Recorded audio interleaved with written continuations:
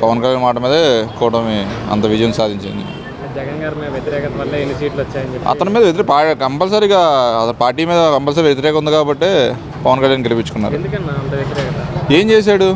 పథకాలు ఇచ్చేస్తే అయిపోయిందా? రోడ్లు ఎవరు వస్తారు? ఉద్యోగాలు ఎవరు వస్తారు? ఏం చేశాడు? ఇంకా ఒక కంపెనీ వచ్చిందా? ఇతను నమ్ముకుని ఇవాళ ఎన్నో కంపెనీలు వస్తున్నాయి, ఎన్నో ఇదవుతుంది. ఒక ఇసుక లేదు, అన్ని మాఫియానే కదా. కరెంటు ఛార్జెస్ పెరిగిపోయినాయి. సరుకులు అంటే అతను ఏం చేయలేడు అనుకోండి, సెంట్రల్ నుంచి అనుకోండి. అతను చేయాల్సిన పని ఎంతసేపు సోమరిపోతుందాకా పథకాలు ఇచ్చా నేను, వాళ్ళు నన్ను చూడలేదు, వాళ్ళందరూ నన్ను మోసం చేశారు, మోసం చేసి తాత మోసం చేశారంటే ఇంకేం చెప్తారు సమాధానం?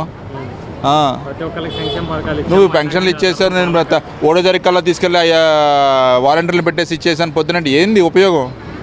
ఓకే, చూడాలి, లేని వాళ్ళు వృద్ధుల్ని వాళ్ళు చూడటం తప్పు లేదు, కానీ వాళ్ళ కోసం ప్రత్యేకంగా వాళ్ళకి సపరేట్గా మనుషులు పెట్టి అంత గవర్నమెంట్ అప్పులు చేసి తీసుకొచ్చి పెట్టాల్సిన ప్రసక్తే లేదు, అవసరమే లేదు.